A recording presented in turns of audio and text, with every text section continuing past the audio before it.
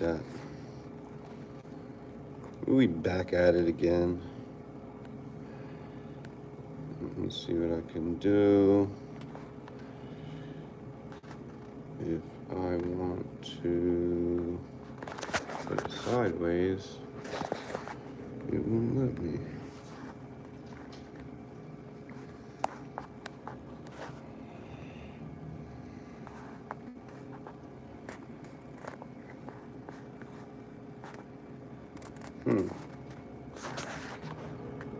This is not rotated as track cam. Thought there was a way to change the live stream, but hey, we're here. Let's just continue to talk about this Minnesota thing, man, with the ICE protests, the anti-ICE protests. Can I do that? Will that work? No, not quite. But you know, this is what's happening in the country right now. Military's probably going to be in Minnesota pretty soon if this all continues to go down the way that it's going down. Yeah,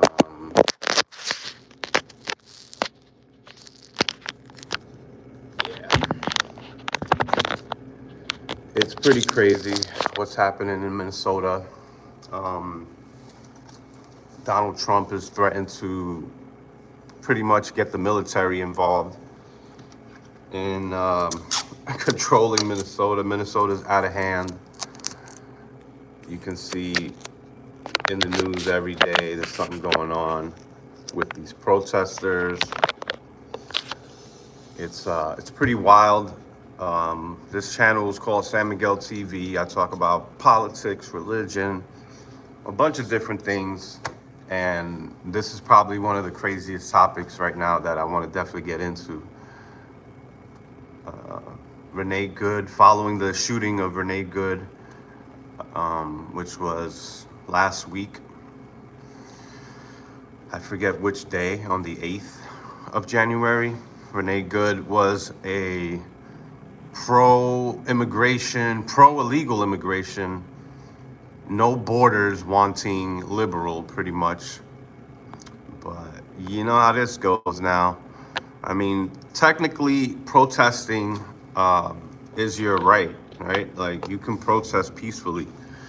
And you've seen demonstrations of peaceful protests since the 60s and the 50s. And probably even before that. Yeah, definitely before that in this country. You have that legal right. But Assassin's Creed says, I thought that Minnesota ICE agent could have been avoided if that lady wouldn't have tried to run over that ICE officer's foot. Yeah, I mean, even if she didn't try to run him over, it looked like she wanted to go towards his direction. And it's not about what we thought, if you know, it's not about what her intentions were at that point. What's going to determine whether that was legal or not is what was the officer's perception. Did he perceive that there was an oncoming threat that could do serious bodily injury? It doesn't even have to be, oh, I'm going to die, as long as it's like some serious bodily injury, which a car can do. Then it's pretty much not going to be tried. He's not going to be charged for this.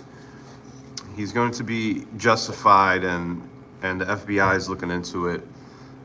I haven't heard anything yet, but yeah, welcome DEF CON. Everybody that's on, welcome Assassin's Creed.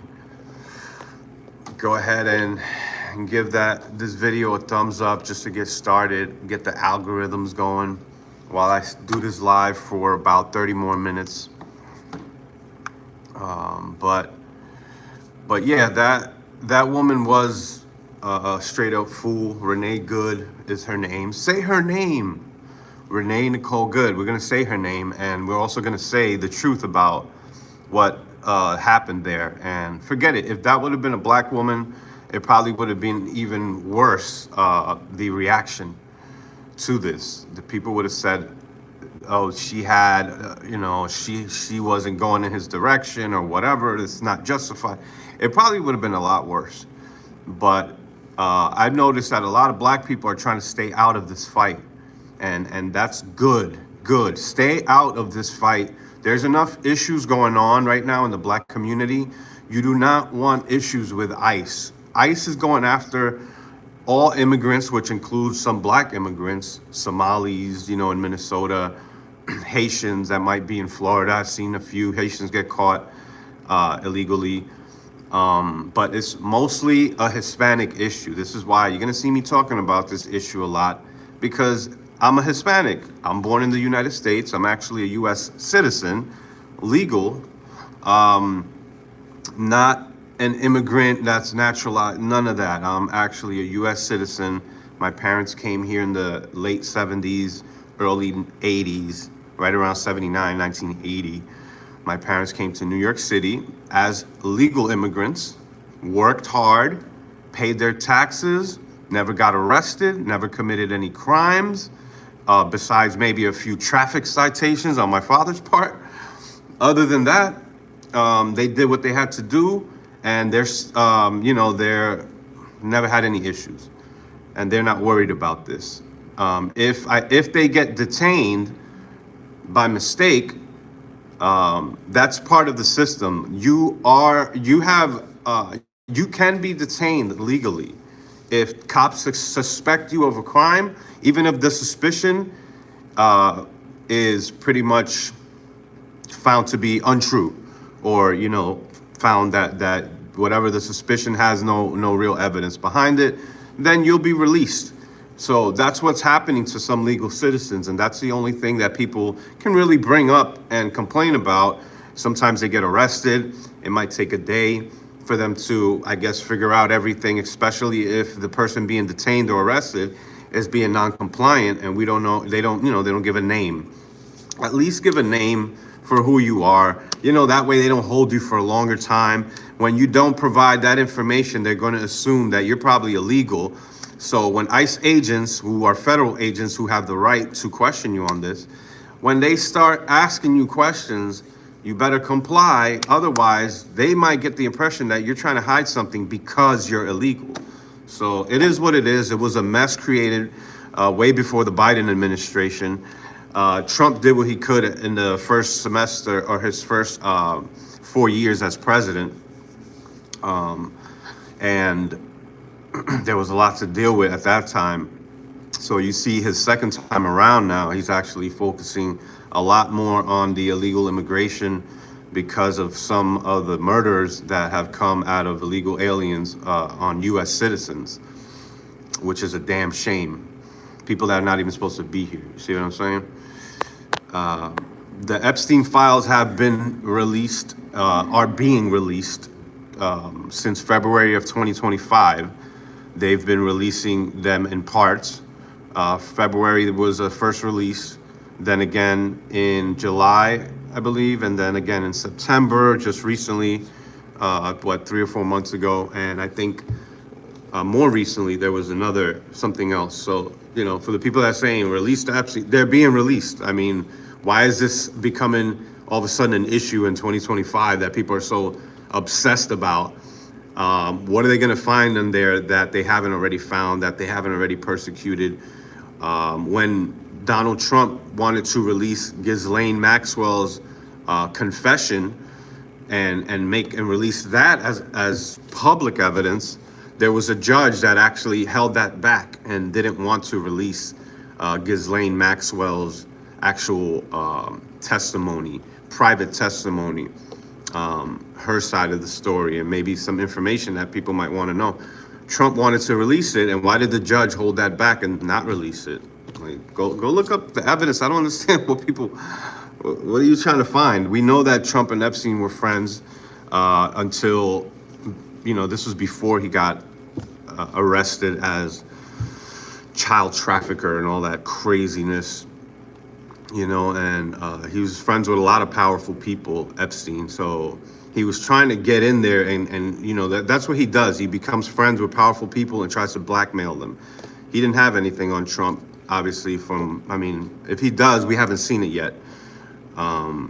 What he had was stuff on other powerful people like Prince Andrew.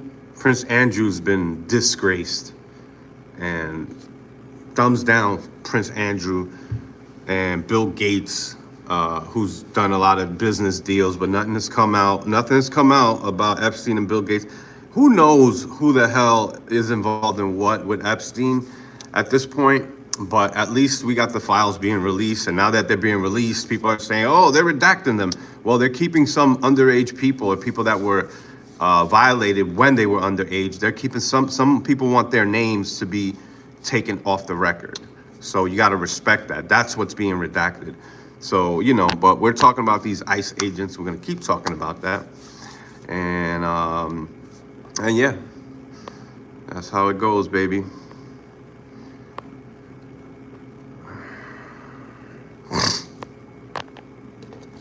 But yeah, Clintstein files. Yeah, you can see that they released some records that showed a representative from the Virgin Islands or the Bahamas that had close ties to Epstein, and they were texting each other during some court court appearance that they were questioning James Comey on his dealings with Trump, and you can see Epstein coaching the Democratic leader of the Bahamas. I forget her name, or Democratic congresswoman from the Bahamas, and I believe her name was Loretta something. I forget her name, but that's part of what came out right there. You know, that's interesting stuff, though. What's really affecting the country is not the Epstein files. It's you know, I think part of what's affecting the country is the illegal immigration. That it's important, man. We got to get illegals out. So if you're legal, it's no problem. It's a difference. People think that there hasn't been one legal citizen or legal immigrant that has been deported. It has been nothing but illegal immigrants that have been deported. So it is what it is.